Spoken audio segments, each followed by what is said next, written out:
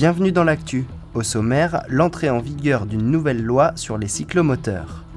Les jardiniers de la Ferme Bleue ont-ils la main verte? Réponse dans ce journal. Mais tout de suite, présentation de votre nouvelle émission sur TV3V.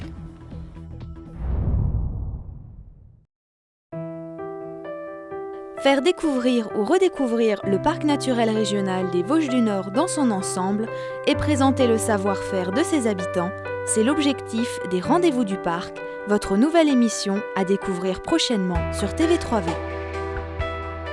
Réalisée en partenariat avec le Psychoparc, TV Cristal et TV3V, cette émission vous sera proposée tous les mois et diffusée durant 2 semaines. Depuis que Michael Weber, donc le président du parc, a pris la présidence, il avait vraiment cette volonté que le projet de parc se rapproche des habitants. Et nous, on avait d'une part cette envie, et donc là les télés locales sont un média exceptionnel pour ça, mais il y avait aussi l'envie de la part de TV3V, de TV Cristal, d'inscrire le partenariat avec le parc dans quelque chose d'un peu construit, de plus long, de plus pérenne, et cette envie de faire découvrir ce qu'est ce projet de parc naturel régional. À cheval sur les départements du Bas-Rhin et de la Moselle, les thèmes abordés au cours de cette émission vont s'étendre sur tout le territoire du parc, entre la communauté de communes du pays de Niederbronn-les-Bains et du syndicat de communes du pays de Bitche. On ne voulait surtout pas que ça se résume uniquement au patrimoine naturel, mais qu'on essaie aussi de mettre en valeur ce qui aujourd'hui fait la dynamique du territoire sur l'ancrage patrimonial. Je pense par exemple à la rénovation du bâti ancien. On a de très très belles réalisations dans les Vosges du Nord, des réalisations qui sont parfois inspirées d'architecture contemporaine, mais qui utilisent des matériaux écologiques pour améliorer par exemple la performance énergétique des bâtiments. Aussi sur l'agriculture, on a lancé un concours qu'on appelle les Prairies Fleuries, qui aujourd'hui est vraiment en train de créer un débat dans le monde agricole sur l'avenir de ce milieu qui est aussi un écosystème.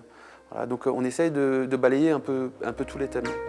À travers cette émission, le syndicat de coopération pour le parc naturel régional des Vosges du Nord espère pouvoir transmettre des connaissances et des valeurs, et notamment...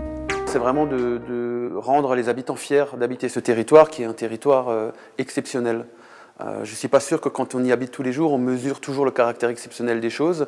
Donc là, c'est apporter le regard d'acteurs du territoire ou de techniciens du Psychoparc qui ont la connaissance pour faire redécouvrir et donner envie de redécouvrir ce territoire particulier. Vous pourrez donc découvrir l'émission Les Rendez-vous du Parc à partir du vendredi 25 février, et cela durant 2 semaines. D'ici là, soyez patients.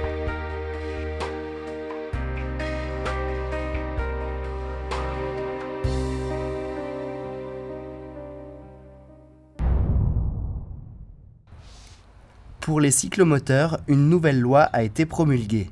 Depuis le 1er janvier, tous les 2 roues à moteur doivent être immatriculés. Un numéro que les cyclomoteurs vendus après le 1er juillet 2004 garderont à vie. Les nouveaux cyclomoteurs étaient immatriculés jusqu'à maintenant. Et donc avec la nouvelle réglementation, tous les cyclomoteurs qui circulent sur la voie publique doivent être immatriculés. La démarche est gratuite, seule la plaque reste à la charge du propriétaire. Il en coûtera moins de 20 €. Le numéro est attribué par la préfecture.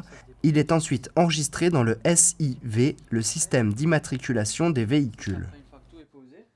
Donc vous pouvez vous rendre soit auprès des services préfectoraux qui sont chargés d'effectuer cette opération, ou alors vous pouvez aussi vous rendre chez un revendeur agréé qui est habilité aussi à faire les démarches pour que votre cyclomoteur soit immatriculé. Bien sûr, à toute infraction, sa sanction.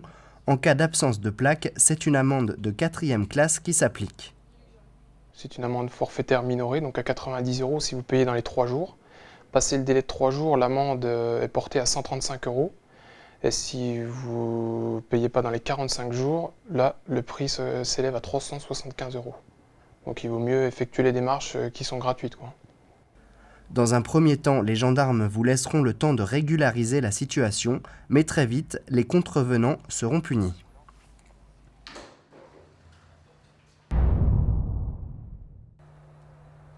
Il n'a pas encore tout son éclat, et pour cause, c'est l'hiver.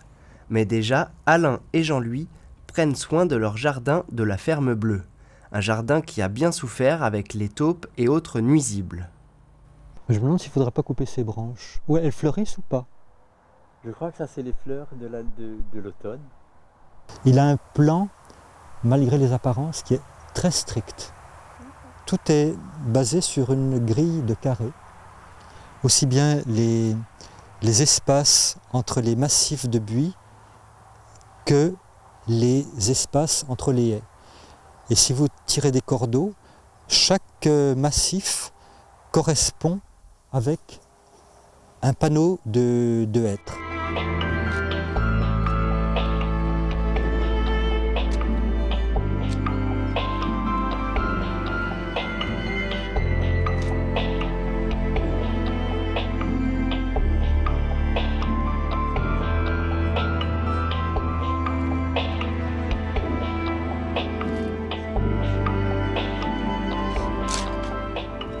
Avec le temps et les recommandations puisées ça et là, Alain peut aujourd'hui nous livrer ses conseils. Comme par exemple, pourquoi border son jardin avec du hêtre. C'est le travail qu'il réalise aujourd'hui. Ces hêtres remplacent peu à peu les tuyas. Alors le tuya, c'est quelque chose d'absolument catastrophique, c'est ce qu'on appelle maintenant le béton vert. Alors ça pousse, on ne le voit pas pousser, puis d'un seul coup vous avez des murs épais, très denses. Alors le tuya a la mauvaise vertu d'émettre des toxines dans le sol. Et ces toxines sont totalement négatives pour les arbres fruitiers. Alors ici, on a perdu l'intégralité des arbres fruitiers. Pour finir, les plants sont recouverts de feuilles qui servent d'engrais naturel. Alors les feuilles de noyer, il n'est pas recommandé de les mettre dans le compost potager, pour le potager, mais on peut les utiliser pour les arbres qui ne produisent rien à consommer. Un jardin, pour qu'il soit beau, il faut s'en occuper, mais surtout, il faut de la patience. Il ne faut pas trop se précipiter pour faire des nettoyages. Par exemple, les hortensias. On a envie de les tailler maintenant, il ne faut surtout pas le faire. Il faut attendre que le printemps ait bien commencé et qu'ils aient bien débourré. Parce que si vous les coupez maintenant, que ça pousse un peu, qu'il y a du gel, il n'y a plus de protection. Et à force de patience, vous pourrez admirer le jardin dès le 1er mai. Il y aura des expositions, d'abord de Pierre Gangloff, puis Joseph Kiefer, entre autres. Le programme complet sera sur le site www.jardindelafermebleu.com.